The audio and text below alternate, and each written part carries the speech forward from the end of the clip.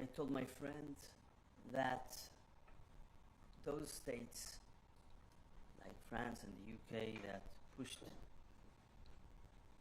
the so-called recognition in the so-called Palestinian state had made a tremendous mistake, because you cannot disconnect the issue of statehood, which is one of the final status issues, one of the final status agreement issues. You cannot disconnect statehood from peace, because if you do that, you will make even more harder to get to the peace. A peace agreement in the future can happen only in a bilateral context, as much as everything that the Palestinians achieved until today was only in a bilateral context. Another approach will be a present for Hamas, which is already connecting that to October 7, and this is how Palestinians looked at it. It will not bring us closer to peace or security. It will destabilize the region. It will push Israel also to have unilateral decisions, and that will be a grave mistake. So I urge those responsible states in Europe, including Denmark, to speak with their European friends and with their other friends, not to do this mistake, and we still have time to prevent that. Thank you. One minister, please. Thank you. Thank you, Gideon, Minister Saar. Thank you for receiving me. I really also, as you mentioned, appreciate our frank and open discussions, which we have had since my first visit here. I met you in January continuously, and I'm pleased to be here in person today, which also underlines the fact that we have strong ties between our two countries, and the ties between Denmark and Israel go back generations. During World War II, ordinary Danish men and women helped thousands of Jews escape to our usual neighbor country, Sweden. And after the war, we strongly supported the formation of the State of Israel. And I consider us on a personal note to be friends, but also our two countries. So I'm traveling to Israel once again as a friend, and it is my intention to leave Israel as a friend. But I must also say, and you know that, I'm also a concerned friend. A friend that wants you to change course. We understand, I understand Israel's security concerns. We condemn the horrible terrorist attacks against your country 2 years ago. The most I mean, we haven't seen such an attack on the Jewish community since the Holocaust. And I totally subscribe to the fact that radical Islam is a problem of mutual concern. And it goes without saying that we demand that all Israeli hostages in Gaza are released immediately, and we have said that frequently from day one, also Israel's right to self-defense. But it doesn't change the fact that we are extremely concerned about the humanitarian disaster in Gaza.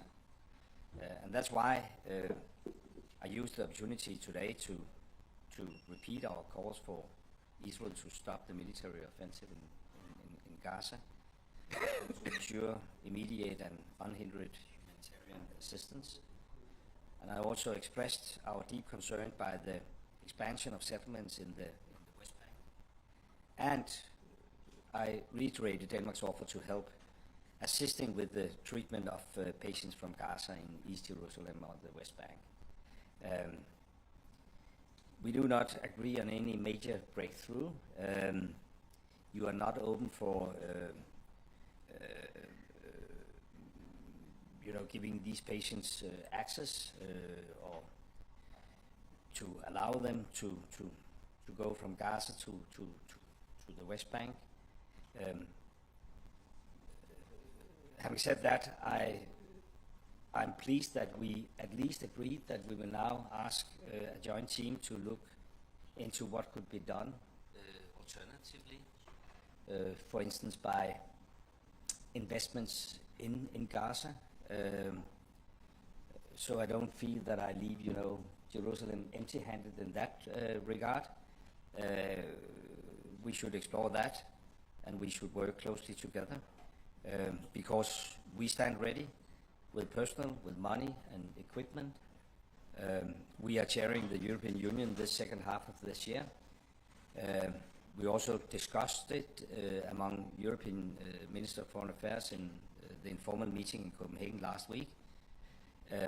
And of course I'm here in my national capacity, but it's a general concern in Europe. I mean, this humanitarian issue and the patient's treatment. So I hope that we can, work something out which is doable and actually have some real impact. It would, of course, have been much easier if you would allow transport of the patients from Gaza to East Jerusalem, but I can't force you to do that, even though it could save many lives. So I want to thank you for a very open, frank discussion, and we will stay in touch and we will continue this discussion. And we need to see some solid progress on the ground. We must bear in mind all the nuances, and you're absolutely right that the initiative back pre-summer, where the High Representative on behalf of the European countries had talks with you and other colleagues, paved the way for increased humanitarian access to Gaza. But there's still much to be done. So thank you. Thank you, Foreign Minister. We'll have time for only a few questions. So let's start. Yes, please. Helene? My question is for the Danish Foreign Minister, Mr. Saar. The Danish Foreign Minister. Should I start there? My question is for Mr. Gideon Saar. The Danish Foreign Minister just said we didn't have a major breakthrough on anything regarding the evacuation of patients. Why won't Israel allow critical patients from Gaza to evacuate to the West Bank or East Jerusalem? It's a war and we have our security concerns. I can ask why is Copenhagen don't want to get these patients as well. But we agreed to look whether we can do it with some Arab states, and we will work constructively to see whether we have solutions that can be acceptable. We are looking forward to work together on that, not only on this medical evacuation thing, but anything which is connected to humanitarian situation. We are open to work together with Denmark and with the EU. Thank you. Yes. My question Please is also present yourself. Please present yourself. I'm Tom Mayer from Channel 12 News, Israel. My question is also for the Foreign Minister. What is the Foreign Ministry position on annexation in the West Bank, and as it can take a major diplomatic toll, and what messages has it gotten from friendly countries about that possible step? מתקיימים דיונים בנושא הזה. We have discussions on this issue with the Prime Minister, and at that stage there will be a decision. I think I don't have to elaborate. That issue was also discussed between myself and the Secretary Rubio when I was in Washington. But if there will be any news, I'm sure they will be declared. Thank you. Yes, please. Benjamin?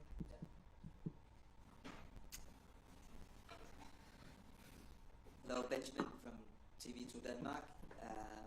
For you, Prime Minister. Oh, sorry, Foreign Minister. The Danish government a few days ago said that they were moving on the question of recognition of a Palestinian state. They don't say that they are recognizing, but they are moving in that direction. What is your reaction to that, and what did you tell the Danish Prime Minister, Foreign Minister? Sorry. Former Prime Minister. You know, I asked once one of my colleagues who is now a foreign minister and also was a prime minister, what is really better, to be a prime minister or a foreign minister? He told me foreign minister, surely. Anyhow, I urge Denmark not to do it because I think it is totally not constructive. Secretary Rubio told also during the last days, states are not created that way. So the question is why there should be this attempt to unilateral so-called recognition in a virtual state, something that will not change anything on the ground, but it will disconnect, as I said, the issue of peace from the issue of statehood. Statehood is one of the 5 final status issues and final status agreement issues. And you shouldn't give something without the Palestinians Will pay the necessary price of a compromise. And of course, as you know, there is also a huge opposition in the Israeli public today for a Palestinian state. It's understood. Today, to establish a Palestinian state will jeopardize our security. Why we opposed it, and I said it very clearly, but it's legitimate to have different opinion like the EU has traditionally, but eventually this issue should be agreed by the parties themselves. And the only thing I see that this move is bringing, this move that President Macron had initiated, is instability and the push for every player to do unilateral steps. It's not bringing not peace, not security, not stability. So what for? And of course I distinguish that from the principal position on the matter, which I know is the Danish position always. Thank you. Yes, please. Hodaya, I'm a commission as well. So, Minister Saar, I will also ask about do you support applying sovereignty as a response to the unilateral conference? I already answered that question. Okay, so if you can elaborate, I would like that. And Minister Rasmussen, we have recently seen several incidents of harm to Israelis in EU member states. What do you intend to do in order to prevent similar cases? And also, Denmark condemned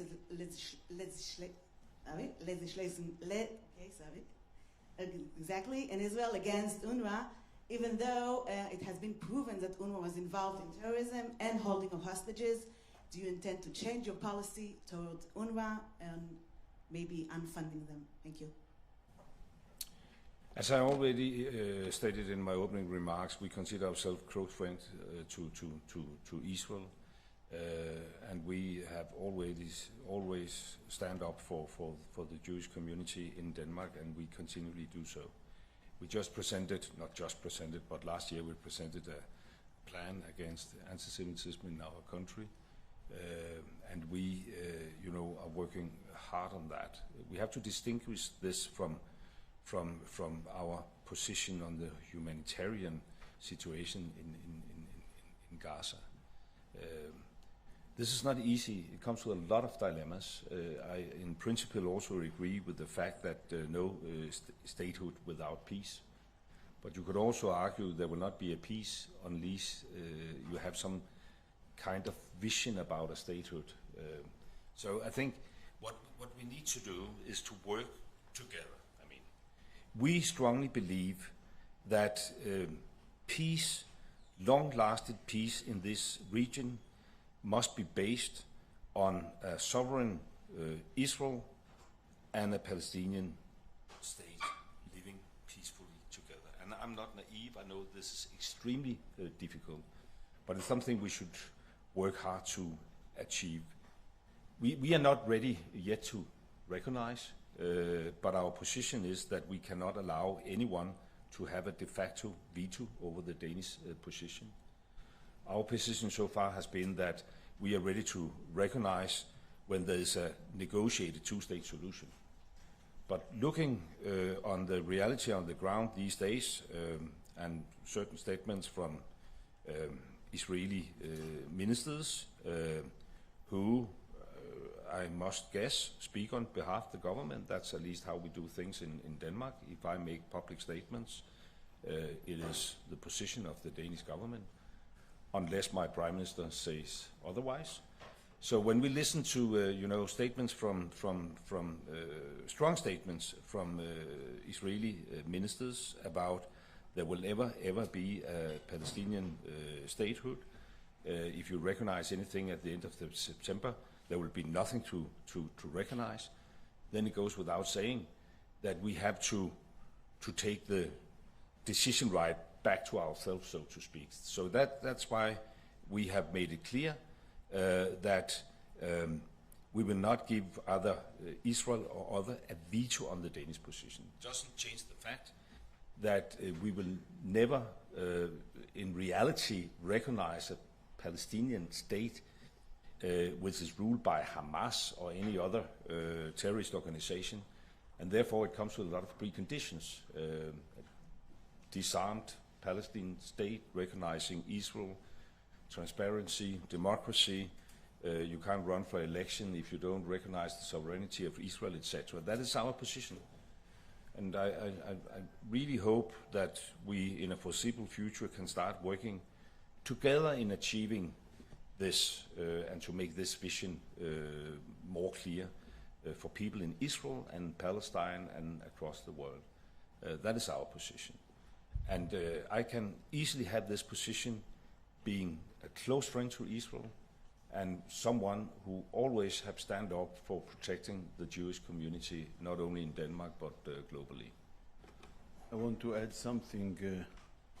Those states that support statehood for the Palestinians now ignores the most important facts that demonstrate that the PA does not deserve, according to its according to what they do, they don't deserve a state. And I will mainly put three things. First of all, they said they will fight against terror in the Oslo agreements. They have never done that. This is why we are doing that, including in Judea and Samaria. They never done that. If you look into their jails in Ramallah, where you will visit today, you will not find terrorists there. They promised to do that. They promised to take care for security. They never done that. Second, they reward and encourage terrorism by the pay-for-slay doctrine, by paying salaries for terrorists and terrorist families, and they say they will change it, but they never did.